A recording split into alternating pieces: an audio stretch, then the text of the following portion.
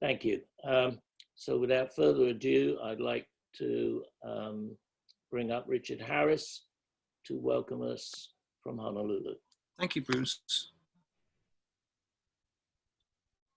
I'm just going to be sharing my screen right now. So Bruce, if you could let me know if you end up not being able to see this. Nope, we can.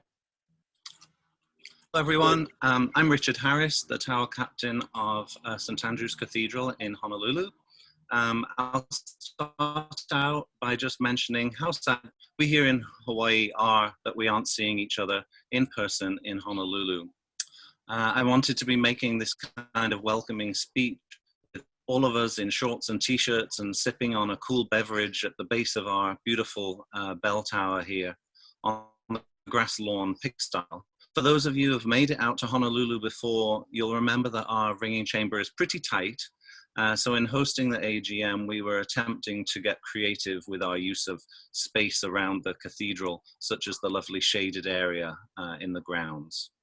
But anyway, I'm not going to dwell on what could or should have been. Instead, I'd really like to thank the Guild and Bruce and Eileen in particular for the opportunity we had and for working with our little band here, in particular, your trip out to Honolulu, as we were making all the preparations for an AGM in Hawaii. We really were very, very talented people. I'd like to share a little bit about the Hawaii Ringers. We like to style ourselves as STARS, S-T-A-R-S, which stands for the St. Andrew's Ringing Society.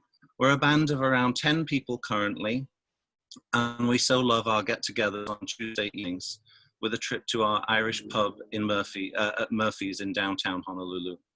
We've got an eclectic group of people, as I'm sure many of your towers do too. We have from a mathematician to several musicians, and with engineering, academia, and thrown in, it's amazing the disciplines that come together with bells and the really varied ways that we can all describe the same terms going on above our heads. The Macintosh Tower that you can see here, we're standing on the top of, was built in 1912, some 80 years before our Ring of 8 was installed. It was on Easter Day in 1991 that the bells rang out first as the result of generous gifts of Mr. Laith Reynolds of Sydney and Her Royal Highness Abigail Kwana Nakoa of Honolulu. It really is a beautiful story, which I would encourage you to learn more about on our webpage shown here. For example, how neat is that Jar 8 Bells is named after one of the Hawaiian monarchs? And lucky, I suppose, that there were 8 and only 8 Hawaiian monarchs. COVID times has of course affected each and every one of us, but we muddle through, and here are 4 of our 10 ringers socially distanced handbell ringing at the base of our tower. We can still have fun. And someday, I know that we here in Honolulu will be able to welcome you back to Hawaii. As a final note, I just wanted to share with you all a petition that we enjoyed ringing recently. I'm going to play this 2-minute audio file before passing back to Bruce.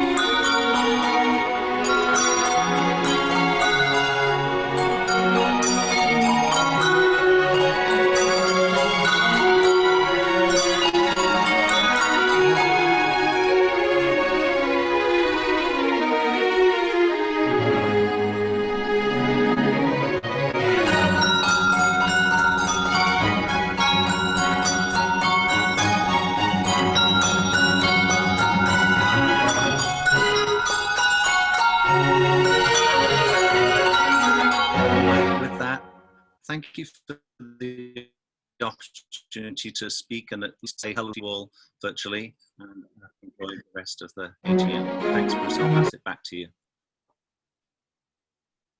Thank you. Thank you.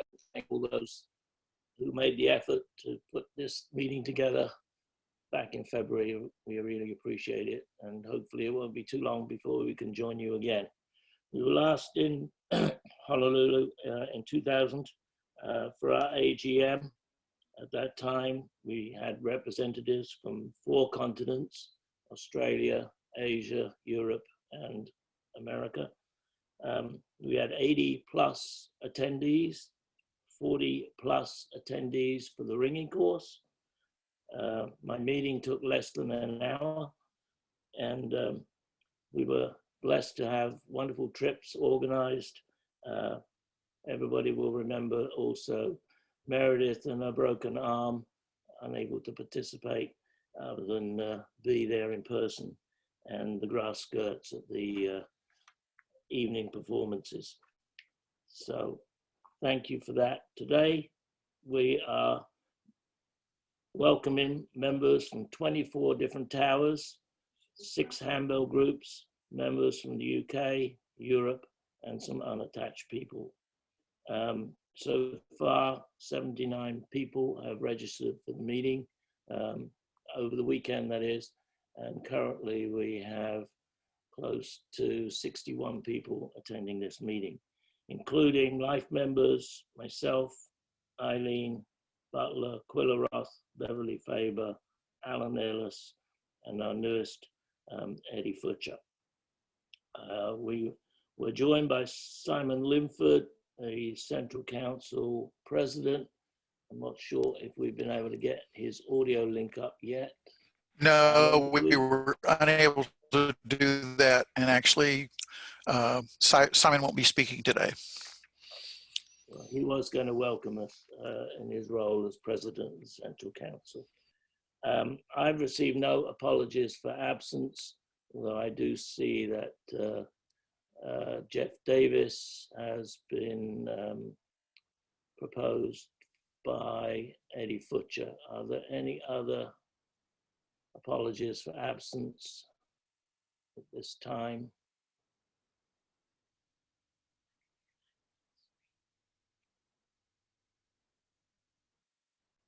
I see none, so thank you very much.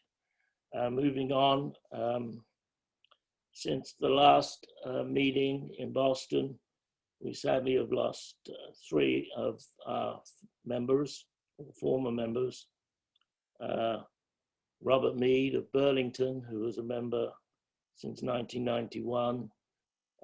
We didn't find out that he had died before the last meeting, but we have subsequently found that sad information. So he wasn't mentioned last year. Roger Savory from New York, a member since 1974. He died in March of this year. And Susan Asman from Boston, particularly MIT. She died previously and was a member for 2 years between 2000 and 2001. And others that I should mention at this time. I see none. So we can have a few moments of silence. That would be appreciated.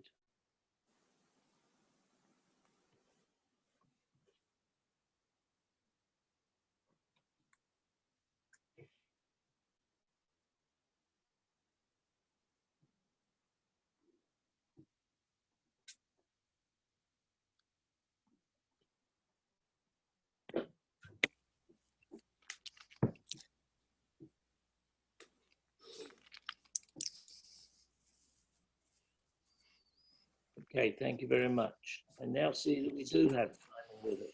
Welcome, Simon.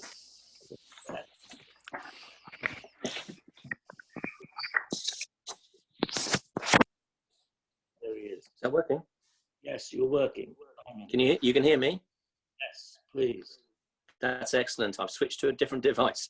Well, I'm glad we've managed to get this going, and And I was going to say, I'm sure, just like many of you, I'd rather be in Honolulu than where we're sitting now. I'm in Birmingham, England, and it's dark and it's raining.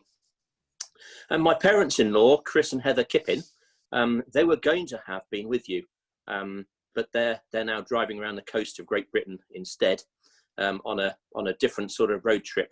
You may know that they actually have a goal of trying to stay overnight in every single one of the United States. They've even stayed in such random places as Spokane, Washington. And this weekend was going to be the end of that quest. Hawaii was the last state they needed. So you're definitely going to see them in Hawaii again at some point. And of course, I'd really been looking forward to seeing many of you at the Trinity Shield last month. But again, that will have to wait for another day. And I've got it in my diary for next year.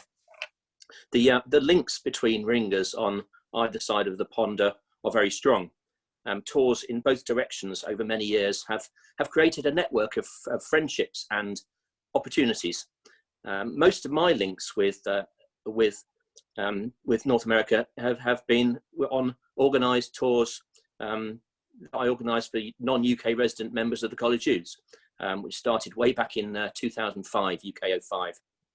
Our daughter Charlie's first passport was for a ringing trip to Charleston in 2010, and you might have remembered her. So it's great to see so many people that I know in your meeting today, but also lots that I don't. And hopefully that's something we can do something about over the next couple of years while I'm still president of the council. Now, the pandemic obviously has been pretty disastrous for ringing, but the shining light in it all is of course Ringing Room, which has kept ringers together and undoubtedly created new transatlantic friendships.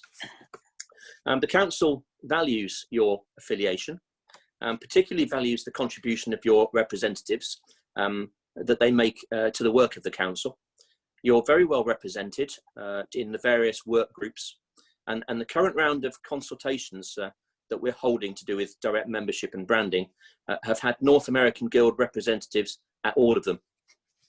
So on behalf of the council, I want to thank you for your contribution that you make to the bigger picture, and I hope that the various initiatives that we're working on can help you in some way in the future. So I'll hand you back to the safe hands of Bruce and wish you a very good rest of your meeting.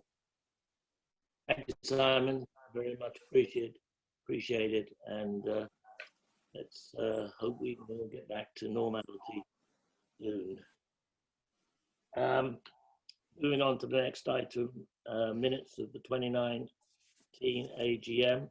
They were published in the October issue of the Clapper last year on pages 5 and 6. They've been also up on the spreadsheet. I hope you've all had time to look at them. Are there any corrections, omissions, errors within those minutes? Yes, my name was spelled wrong. Alan?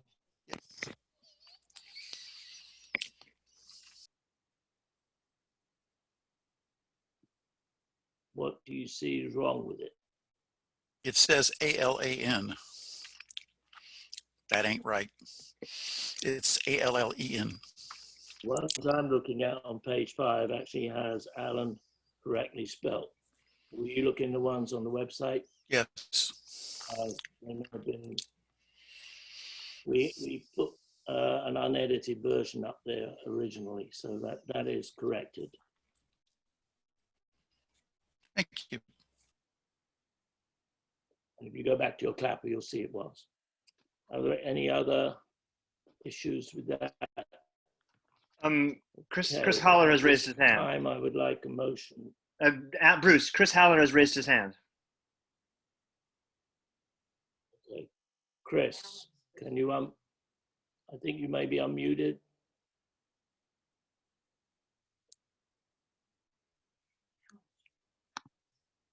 Chris, I am can now you hear me? unmuted. The first sentence after the opening of the meeting, you are quoted as saying the first meeting in Boston in 1985 was long. we don't think that's what you said. You said 1976.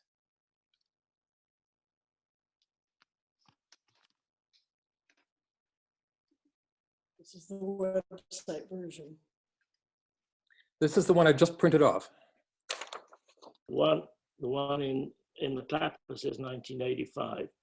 Right. You're saying Yes, and then you say 1985 again in the third sentence. So it's obviously wrong somewhere. And I've looked it up Yeah. in the annual report, and it was in fact in 1976. correct. Yes. I was there. So we have to change one of those dates. You are correct. Anything else?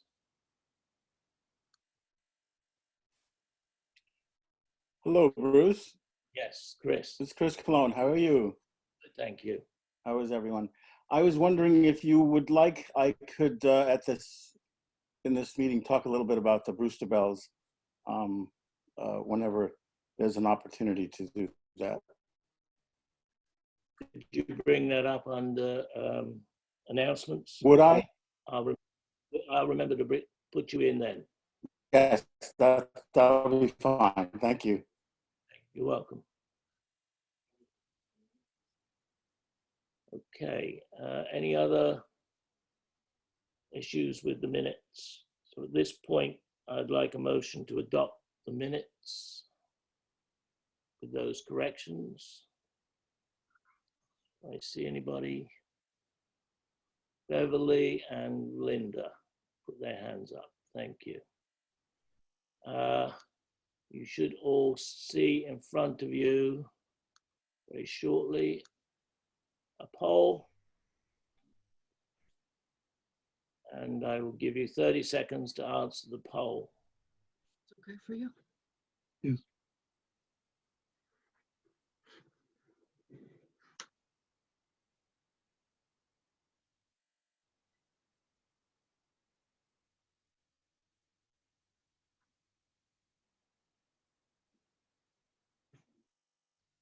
Does Helen get to vote too? Of course. Bruce, there's another hand up. Carol Howard. Uh, She's on, That was an accident. Thank you. okay. I was looking for the poll. You found it? I did. All right. I'll give you another five seconds for people still voting. Unfortunately, you're sharing a computer, you won't be able to.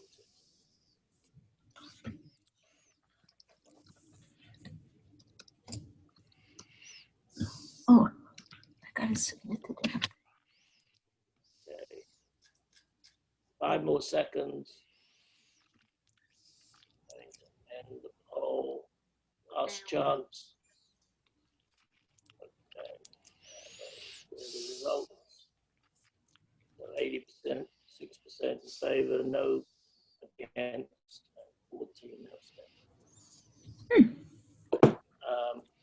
What numbers? 44, 0.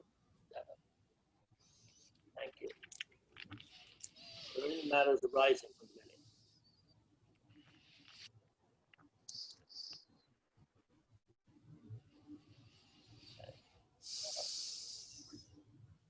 So I need a few people to unmute themselves, mute themselves rather, sorry, wrong word.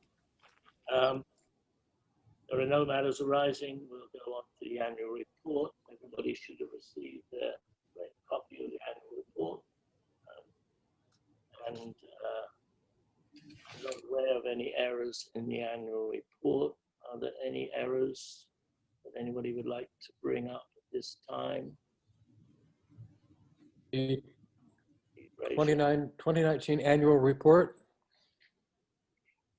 Yes. Helen's name is spelled wrong. Page 56 at the bottom. There's only one L in Helen. Which page are you referring to? 5-6. Column on the right. Oh. Okay, yeah, I'm on a roll of honor. Gotcha. Yes. Okay, thanks for that. Make sure it's corrected next time. Anybody else?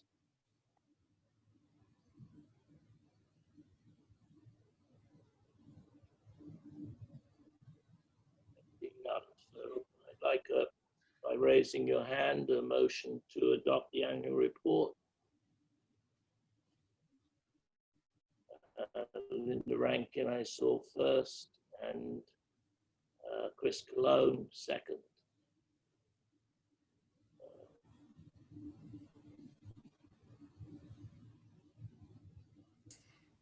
Chris is unmuted.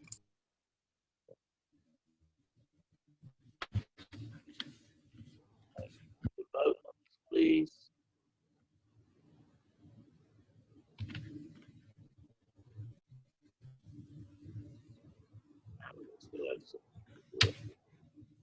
Not muted for a reason.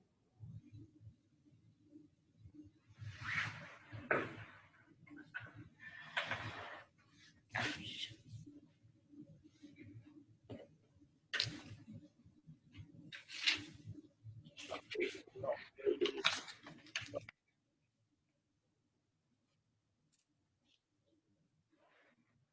And more seconds for you to vote.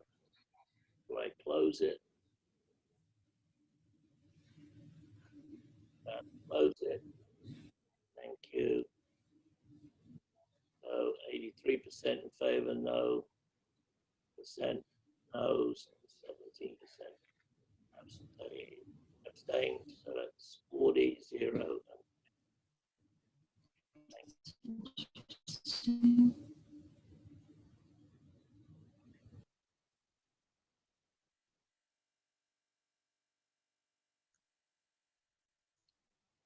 All right. So the next item on the agenda is the State of the Guild report. Again, the officers prepared interim reports. They were posted on the spreadsheet. My vote of thanks to all the officers for preparing their interims, for doing all the work that they've done over the past year. So I really appreciate it. If anybody has any questions on those interim reports, they please indicate by raising their hand.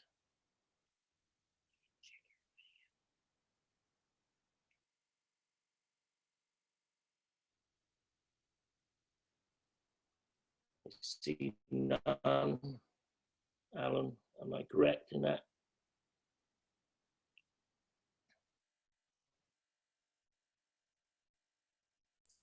I'm sorry, what was your question, Bruce? Do you see any hands risen? I don't. Nope. Okay. Thank you.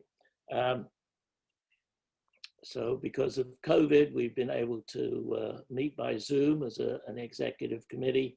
We've had quite a lot of meetings over the course of the year, and more about that in a minute.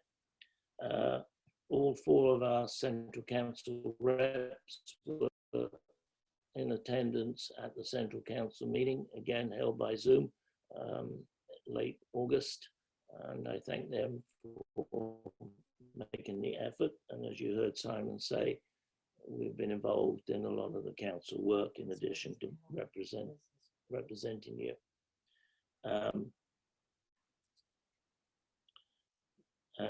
Alan Nunnally has been steward of the Fred Dukes Overseas Fund. I thank him for his work on that, and also for being one of the members of one of the work groups. Yes, last Sunday the executive met, and as usual we report on some of the things we talked about. One of the first things that we always look at each time of the year is the exchange rate. And unfortunately, rates have changed. And Bob, do you want to say a few words about that? Can we unmute Bob, please? There we Yeah, go. I just had to get closer. For some years, the dollar has been rather strong going back. I basically went back and looked about 5 years. In the previous years, although we could see that the dollar had been strong, I was going to, I don't know whether you'd use the term erratic or what, but exchange rates and financial situations had been bouncing around so much that I was reluctant to try to predict what the next year would bring. But after we see about almost 5 years now of fairly steady, they're still up and down, but they're much more steady than they look like they had been.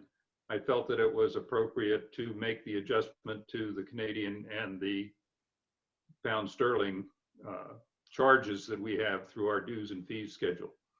So the history pretty much supports the ratios that I ended up using. Depending on rounding off, you might get the ratios looking somewhat different than the actual exchange rate, but they're all as close as they could be, where we had amounts rounded to the nearest 50 cents. So anyway, that was the basis for the decision this year. I just felt that it was time that we had to face up to the dollar has been stronger for quite a few years, and it's hard to project what will happen next, but we have to go on history in this case. Do you want to say what they've got changed to at this point? I would prefer not to just start reading off numbers. One of the tables in my interim report shows the new values,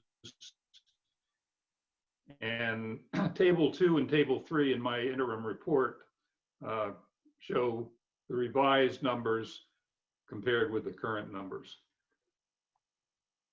Thank you.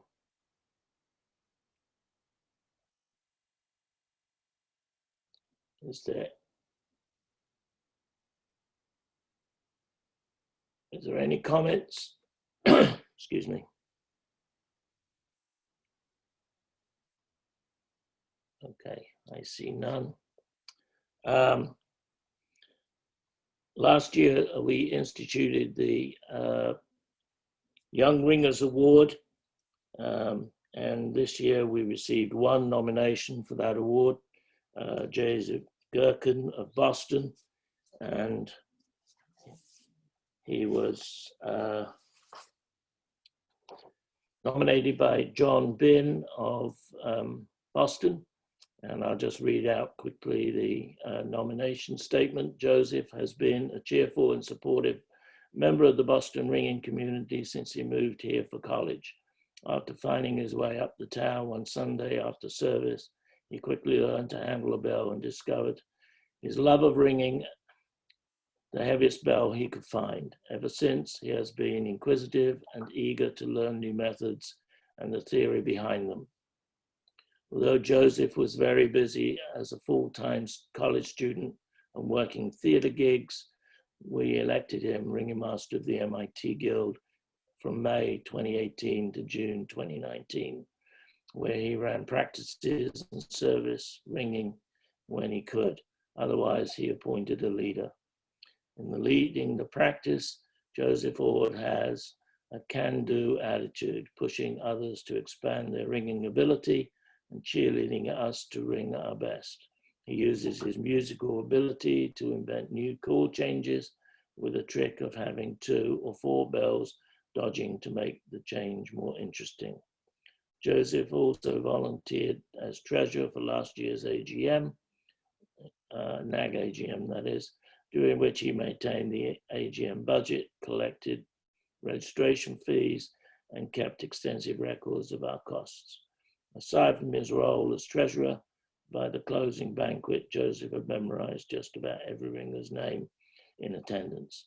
Though he recently graduated, Joseph is still ringing with us in Boston, participating in our reinstated socially distant ringing efforts at the Church of the Advent. Joseph's organization, cheerfulness, and love of ringing make him an invaluable member of the Boston Band. We hope to keep ringing with him for a long time. And I'd like to add to that Joseph's done a lot to help behind the scenes with yesterday, today's, and tomorrow's events. So thank you, Joseph, well deserved. And he chose Steve Coleman's companion book on history of bell ringing.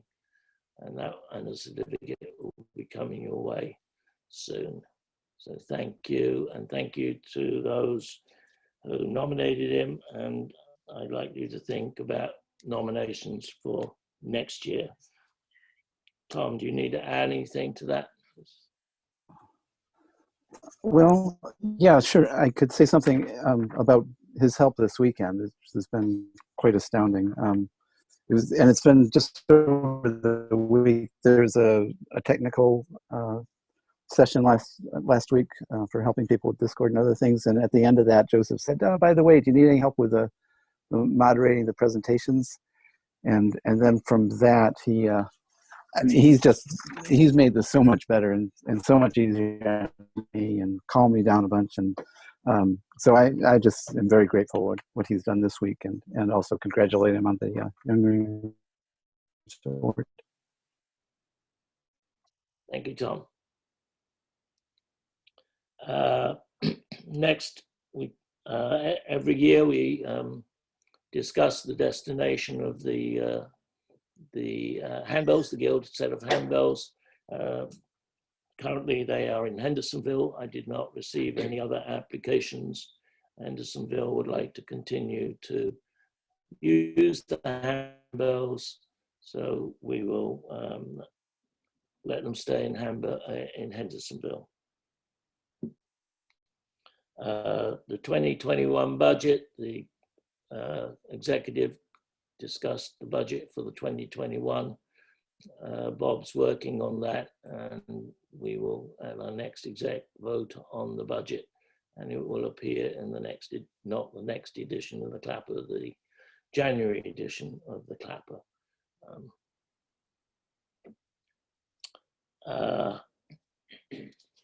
We have been using Zoom, as you know, may know anyway, for executive meetings, and we've used it for this meeting, obviously, at some cost to the Guild.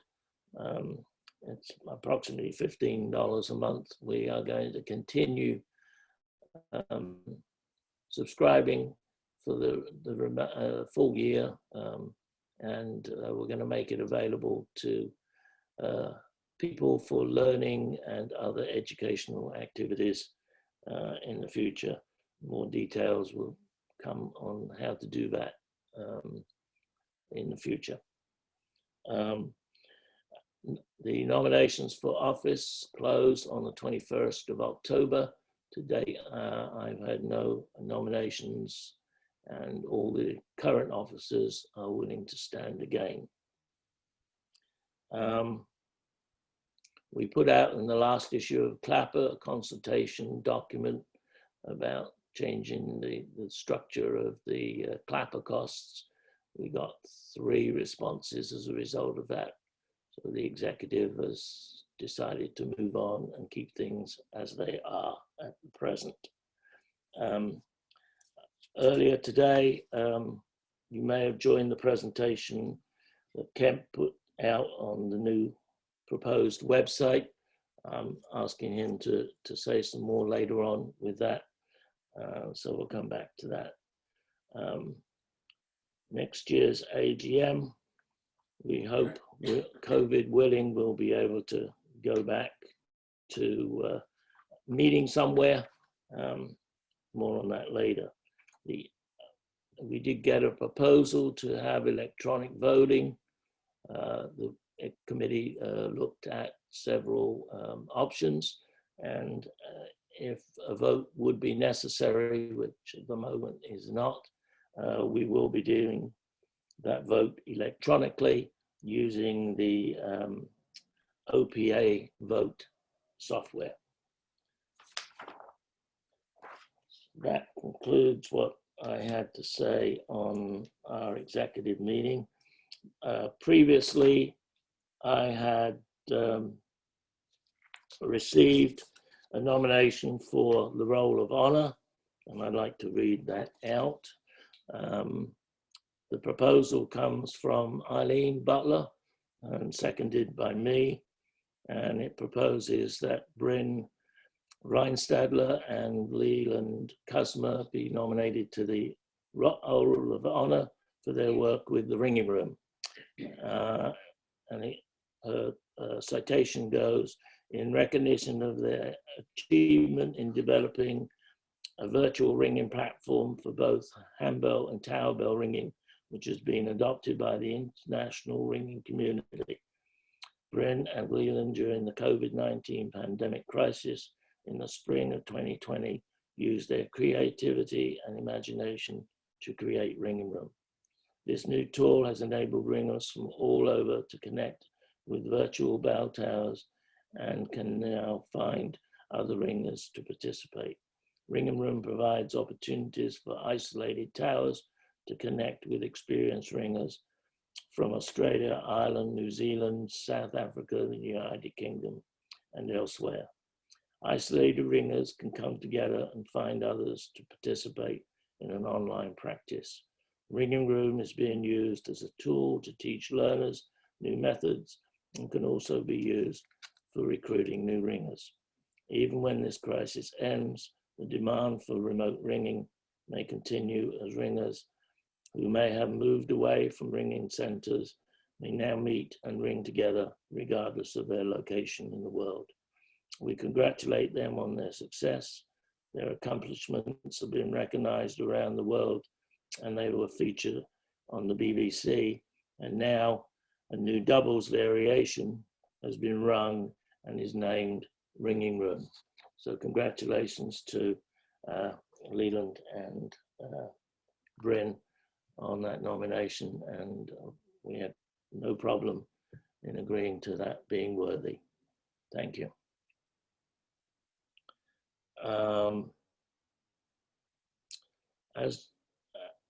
As you know, we have been restricted in ringing, and that has meant in many instances towers have not been able to get together and send in their subscriptions or renewing their membership quite as they are. So our membership has gone down a little bit from previous years.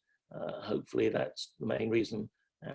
And if you look at Bob's treasurer's statement, you'll see that some of our financial income has gone down as a result. Hopefully we can get people to reinstate themselves before the end of the year using PayPal or just sending in a check to Mary. So that's one thing. Bruce, there's a question from the floor. It says, can the committee please comment on the reasons for termination of the Guild's liability insurance? This is in fact the case. Yep, I can deal with that now.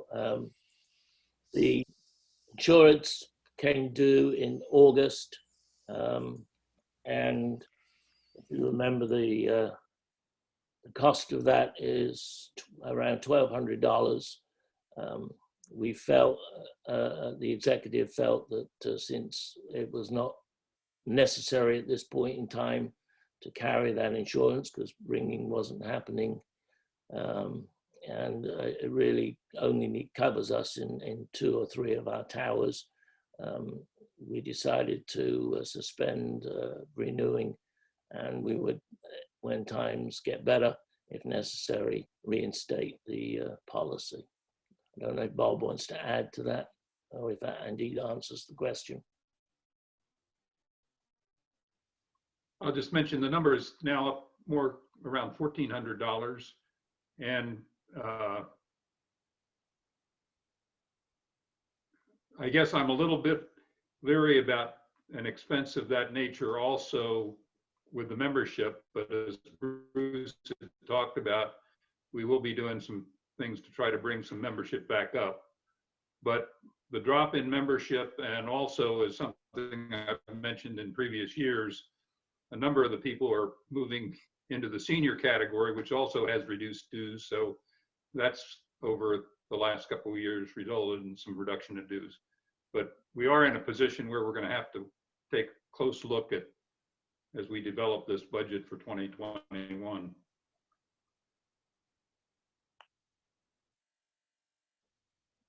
Any other comments regarding that?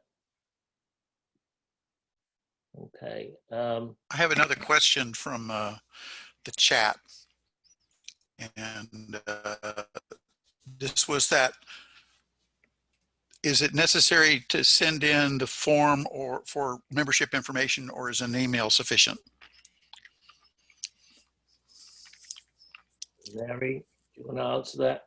If there's no changes to your contact information and you're paying perhaps by PayPal or even by check, just an email is sufficient.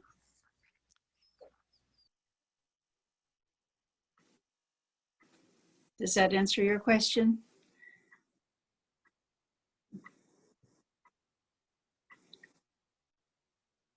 Okay.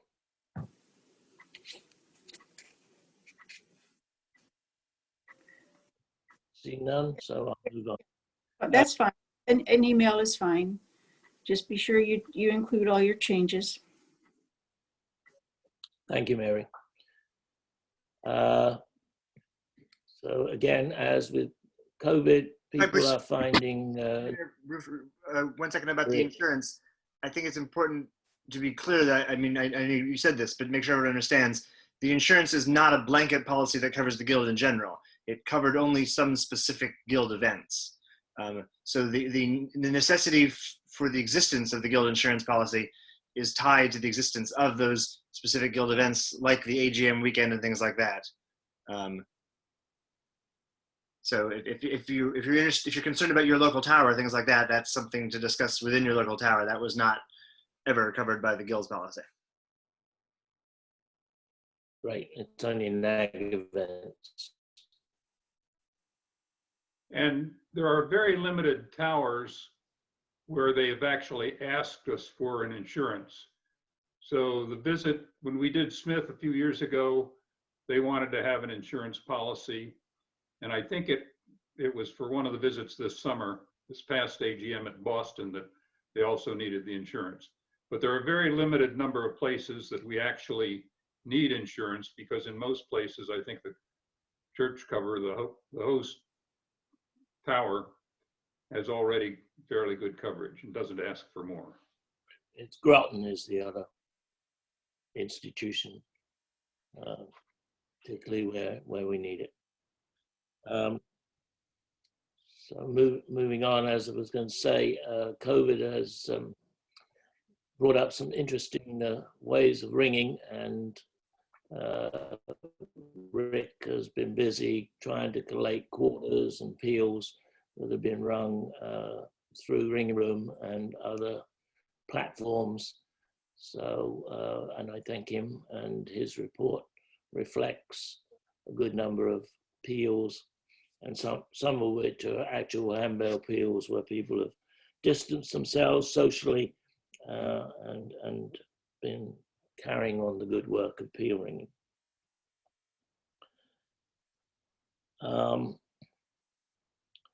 So that's where we are with the Guild. My next item is old business. I have none. Does anybody have any old business you'd like to raise?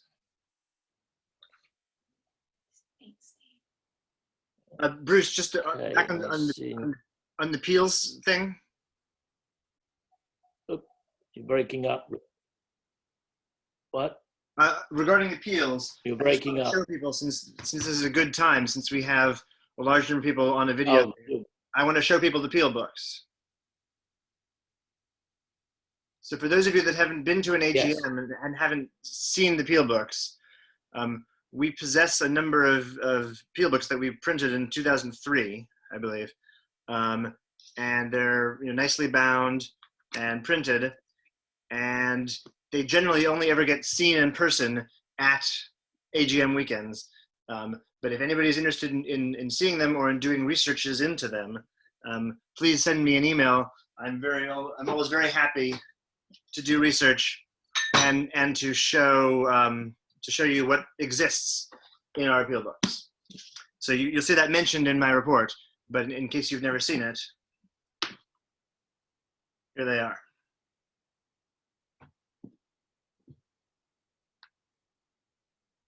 And we have enough appeals to make more appeal books, and We have Rick's enough appeals to looking make for help. we have enough appeals to make 2 more books of each color, 2 more red books of guild appeals and 2 more blue books of non-guild appeals. So I've already had several people volunteer to help with the proofreading, and if you're interested in that, I don't have a time frame yet on when we'll get to that, but certainly drop me a line if you're interested in participating in that. And thank you to those who already have.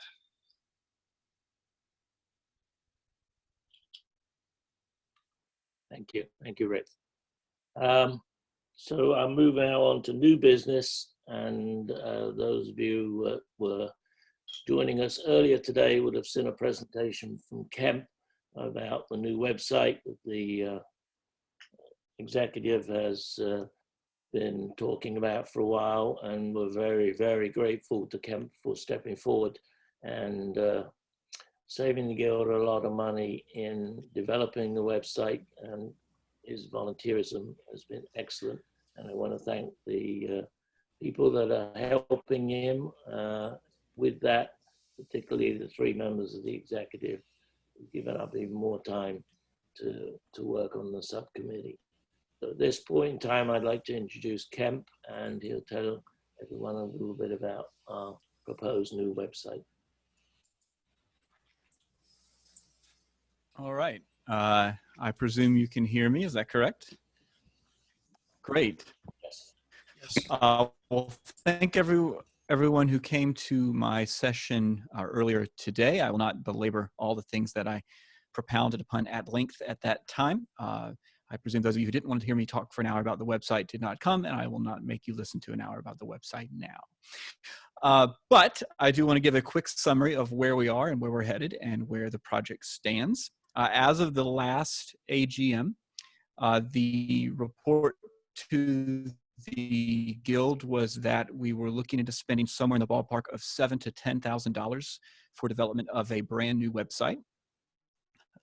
Since that conversation, some additional efforts and research went into place, but it was determined that that money would probably not purchase us a website that would have all the things on our need list, much less all the things on our want list. And so other options, including recruitment of a volunteer to spearhead the project, who could kind of take the reins and get it across the finish line, were considered. I ended up being that volunteer, and I want to publicly renew the thanks that you just gave to the subcommittee, which consists, in addition to me, of Quilla Roth, Rick Dupuy, and Mary Platt, all of whom have been very, very helpful in bouncing ideas off of and contributing to the project. We've been meeting regularly to discuss the status and for me to use them as a sounding board for direction for design, content, and everything else related to the project. So I'm pleased to report at this time that instead of having a price tag of $7,000 to $10,000 for a new website, which would not have included the hosting cost of the website after that, it looks now as if the cost of the new website will be more on the order of $0 for the design work and a total of approximately $30 or less per month moving forward for the hosting fees and other maintenance costs. In addition, the new website will be able to be edited by lay people. So even if I am not the webmaster, if someone who is not technically inclined is the webmaster, basic updates, including design changes, will be able to be made using the platform that we selected. At this point, we are going with a platform called Wix.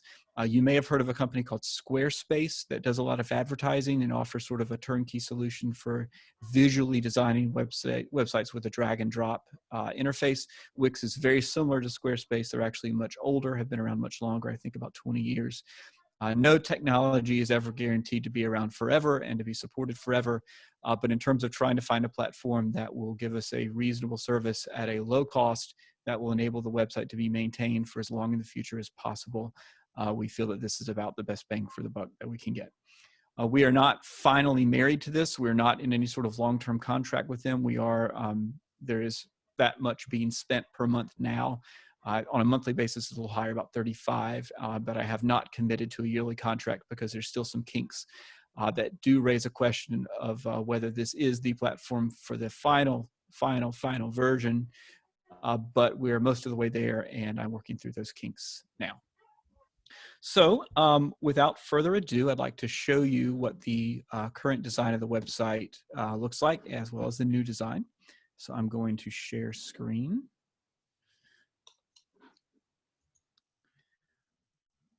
All right, I'm going to confirm that you can see the screen that I'm sharing, which should show the old website at the moment. Great. So this is what our website looks like now. It was a very, very good effort by John Donaher, who created it about 12 years ago. But some things are breaking and are difficult to maintain, and he is no longer able to devote the time and energy necessary to do that. And we're also looking to update the design. So after a lot of effort and a lot of pain and work, this is the current prototype version of the new website. A couple things I'll point out to you to take a look at. First of all of the menus and everything are much, much simpler. We've streamlined the 17 or 18 different pages of content you can get to from the front page of the old site down to 5. And the About page is actually the home page. Clicking About to a lower portion of the site where the story of change ringing will be told. All of the text and all of the photos that you're seeing here are placeholders. None of these are final in any way, and I'm actively soliciting photos, which I will talk more about in just a moment. But in terms of a general idea of what the new site will look like, this is pretty close. The blank spaces here will be filled in with additional content describing more about change ringing and who we are and what we do. Just as a sample, the new towers page looks like this. The map works again. It is interactive and clumps towers close together into clumps so that you can click on those to zoom in to get more details about those towers. And just like the old website, the towers are listed below, and each tower has its own page that describes information about that tower. All of this content is pulled from a database and can be very, very easily updated by a layperson.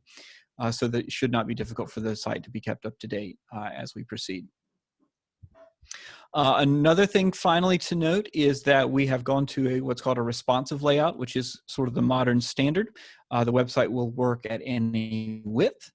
And no matter what width your screen is, the website will expand and contract to adapt to the width of that screen, including rearranging content as may be necessary to make it fit. So it should work on any device, all the way from a giant, 2,000 or 3,000 pixel wide monitor, all the way down to a 320 pixel wide mobile device. In terms of a launch date and a completion date, we don't know yet. My hope is that we can have this completely finished by the end of the year. But there's still some technical snags. One problem with the Wix platform is that it is not fast. And we're having a little bit of sluggishness we can tolerate to get the benefits of having a platform that's easy to edit by a layperson. But if it's too slow, it's too slow. And right now it's too slow. So if we can't work out those kinks, we're going to have to go back to the drawing board a bit in terms of selecting the right platform. But I'm confident we can make something work somewhere around the cost that we've talked about. So there's still a few kinks to work out, but that's where we are at the moment. And I and the committee continue to work very hard on it and are looking forward to delivering something to you very soon. If any members of the organization would like to check this out for at least the next couple of weeks, I'll leave the prototype publicly accessible. The address of the prototype website is very easy. It's simply NAGCR. So just the current website address, but drop the .com or .org and add .xyz instead, and that will take you to the current prototype. Finally, I am in need of some help. The biggest thing I need help with is photographs. We're looking to have some very, very nice, mostly candid photographs that are well composed, well lit, that really pop. We're not going to overload the site with a lot of photo galleries, but if I can have 5 or 10 really nice images selected from among the 100 or 200 best images that the membership has, that would be great. So cull your collection, see what you can find. I'm specifically looking for photos that show people having a good time or engaged in some sort of activity. The cover photo here I picked, you know, people aren't smiling, but they're obviously in intense concentration and thinking really hard and actively engaged. And that's the type of activity I want to focus on, as opposed to posed shots of people in front of towers and that sort of thing. Second thing that I would love to have some help with is I will be creating some video content for the site to be featured in the About section.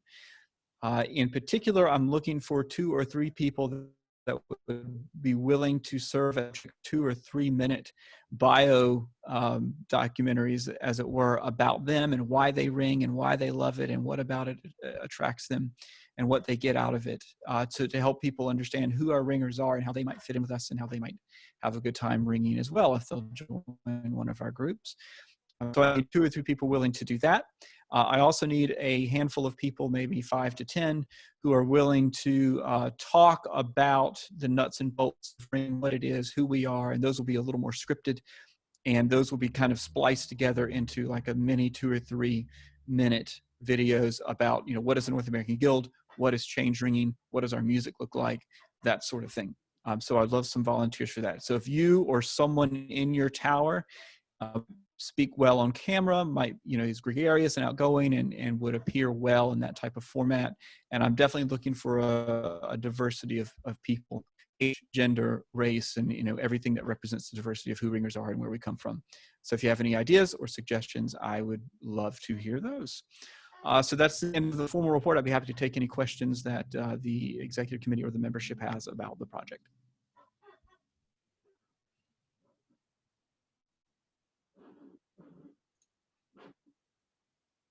I'd like to say that looks really great. That's a great looking website. Thank you very much. Thank you. Wonderful work. I'm just scrolling through the comments here. Let's see, someone asked if the tower pages can be updated directly to people from those towers. No. You know, that's a pretty custom level of ability, about the best I can do and will be able to do. And in fact, this is one of the hangups that we have that kind of steered us into the Wix platform, is that the ability to have all the members have accounts to log in can really only be used to either turn off a wall or turn on a wall.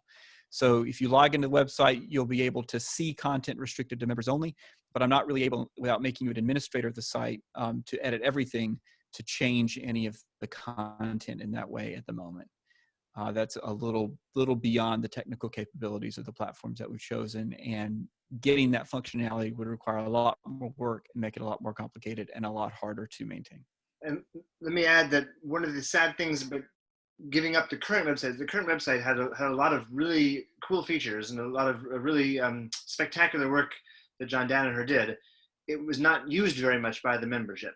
So one of the sort of sad trade-offs that we discussed a lot in this thing was how hard do we need to fight to retain features that aren't currently being used very much.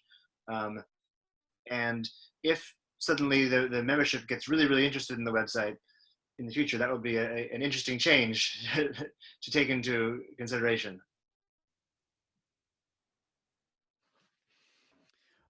Anna commented, if we go with Wix, it would behoove towers that don't have their websites to create their own. Absolutely. I would love for all of our towers to have their own websites, and any websites that towers have will be linked from the individual tower page on the Guild website.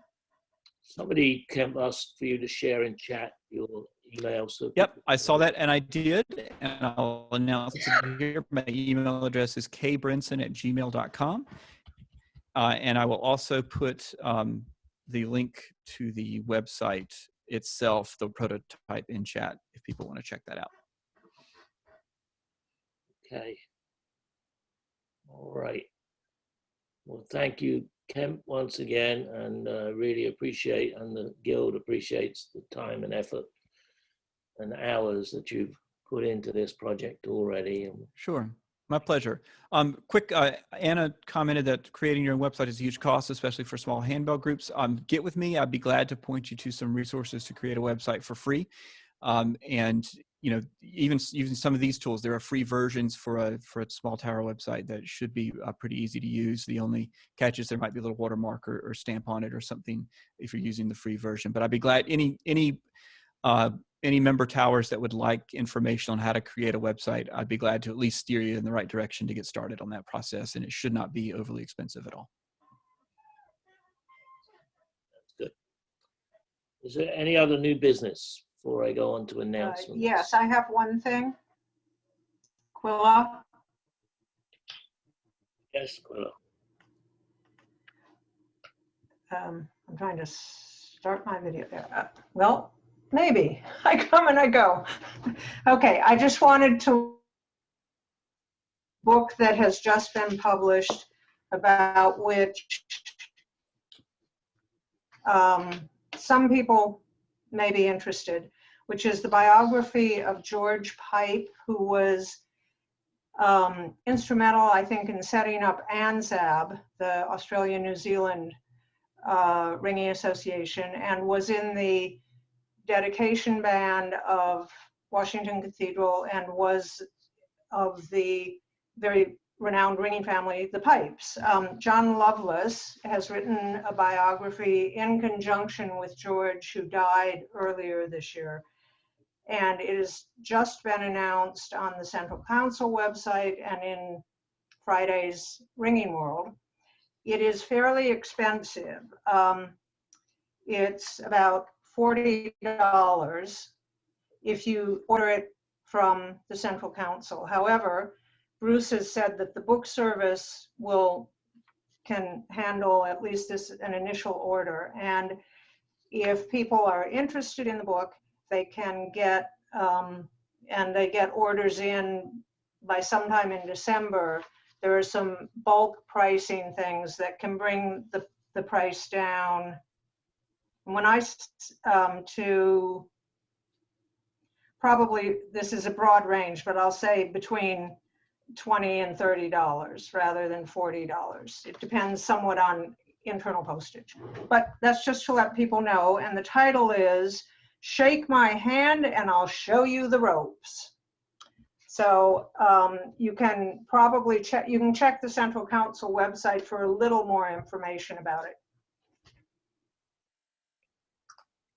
Thank you, Quilla. Actually, it's a Ring of World publication more than a Central Council publication, I understand. But no, it's listed. Well, the Central Council, I mean, it says on their thing, this is one of the, they haven't published in a while, so this is one. So somehow it must be Central Council too. No, either there or there. You send your order in to me at the Gift Book Service, and we'll take care of it. While I'm talking about the book service, we will be handling diaries and calendars for anybody wishing to purchase through the Guild, the Ring of World diaries and calendars this year. Quick correction, it is the Ringing World, not the Central Council. I just read it again. Thank you, Bruce. Okay, I thought I was right, but never mind. So we seem to have drifted into announcements. So is there any other new business before I move on with announcements? Okay, so I'll move into announcements. So like I said, I just saw something. It's the 2021 Ringing Diary is available. It was announced this week in the Ringing World. So it is available. And there'll be an ad for it in the upcoming Clapper and on the website. I'm not sure that I'll be doing my usual calendar for this year's Clapper. With COVID, I'm not sure if we're going to have any events in the near future. So I think that will be something missing this year.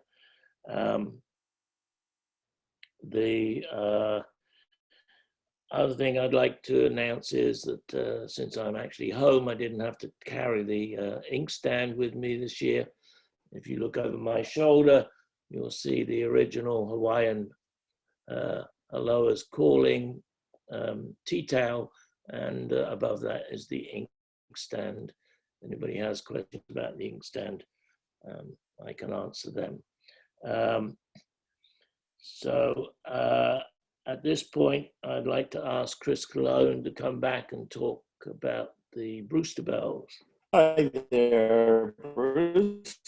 And I am going to talk a little bit about the Brewster Bells because I know that last year there were questions at the AGM meeting and there were no answers. I had been speaking to Bruce about them, but I asked him not to make public anything. I told him because they were still negotiations and going on. But I'm also the last elected Tower Bell captain of the Melrose Guild, in which we haven't met in, I don't know, probably over 3 years or so. And so no one has had another election. So I guess I'm the Tower captain in exile for the group. And we're still the group. We're not dissolved or anything like that. And we just haven't met regularly. There was really no reason to meet because we can't ring. As you all know, the bells are not ringable. The nuns at the convent asked us not to ring because the tower was in bad shape, and we offered to help to repair the tower. Those offers weren't really rejected, but they weren't really accepted either. And it went on and on and on, and month after month. And they were in earnest about what they wanted to do, but there was no money. The convent is not a rich group of nuns. It's a very small group of nuns, and they just don't have the money. And it's not that they don't want us to ring there, but it's just that it's impossible. And every few months I would just go back and try to get an update as to where we were, and I would get the same answer. And this past November, I decided, why don't I just ask if they might want to donate the bells, if I could find a church to accept them. And so I found a church that would be willing to accept them. At least they were talking about being willing to accept them. And it happens to be a church that is nearby. So it wouldn't be like a horrible thing to transport them to another place. And the church that I selected was Christ Church in Poughkeepsie. And that church is very well situated for it because they're right in the middle of, there's the IBM community is still there.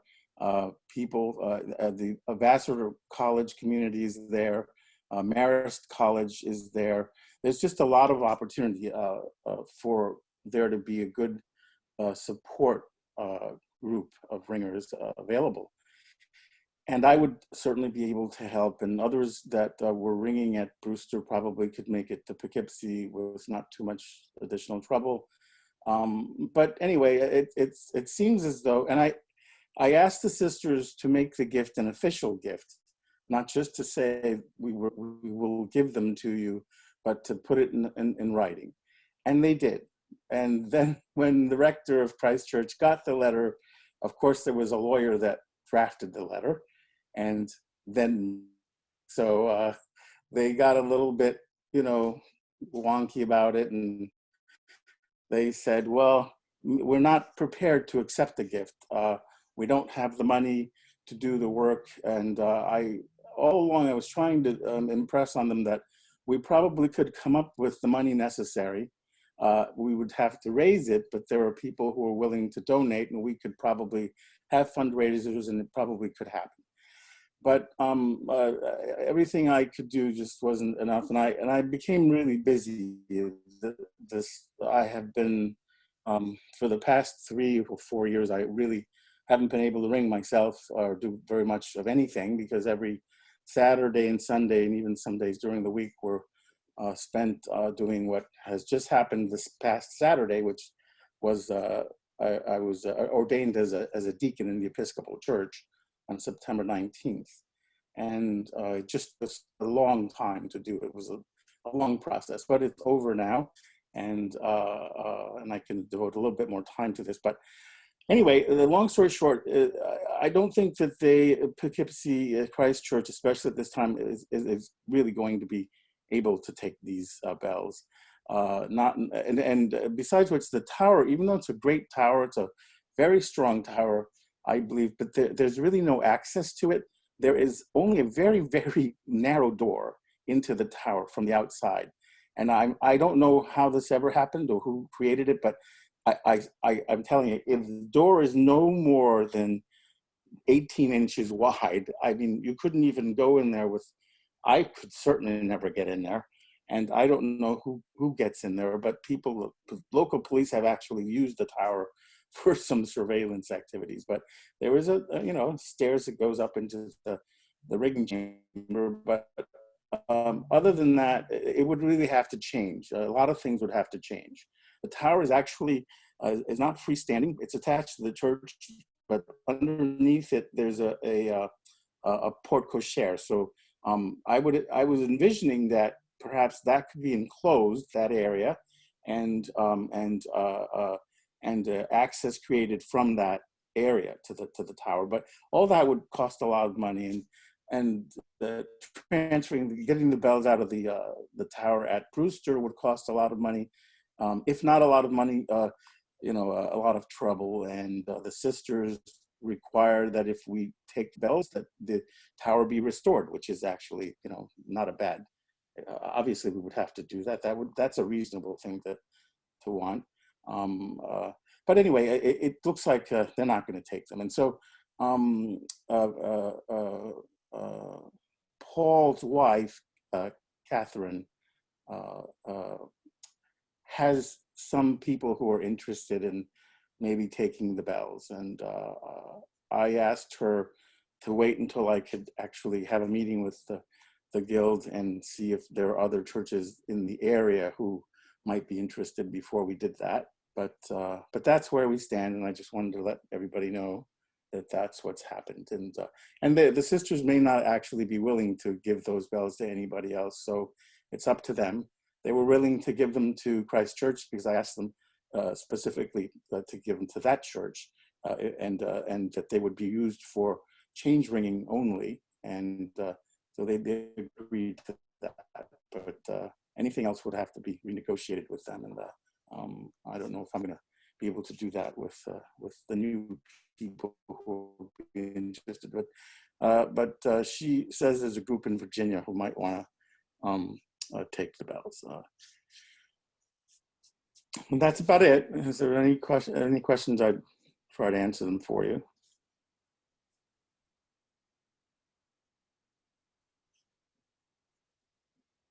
What kind of group in Virginia? It's another church, and it would be for change ringing also. I'm not sure what church. I would imagine it's an Episcopal church, but who knows? Okay, any other questions? It's the only one I saw. All right, thanks, Chris, for that. There was actually one other question. It was, what about the question? Oh, another one, Rosemary. How heavy are the bells, and what about Yale? Well, Bruce can probably answer that, but let's see. I'll answer the question about Yale, but I can tell you that Brewster bells antenna weighs 800 weight. 222.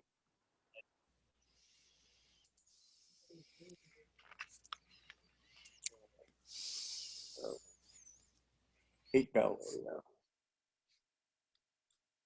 Yeah. Beautiful, beautiful ring of bells. Whitechapel. Okay, moving on then.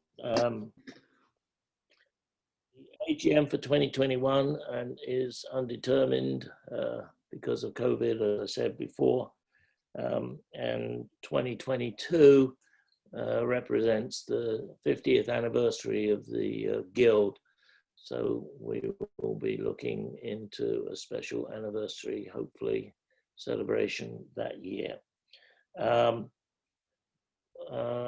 Josh or Tom, do you want to say anything about the rest of the weekend? Joseph, rather, sorry, not Josh. This evening we have the pub quiz, we have the tea. I hope you're all going to join us for the pub quiz and some activities tomorrow. Sure that everybody knows that the Zoom meeting that we've been using so far will be restarted after this meeting. So you can use the same link to go back in. Right. We need to log out of webinar and move back into Zoom. So we look forward to that. I want to thank particularly Tom for all his assistance with putting on this AGM.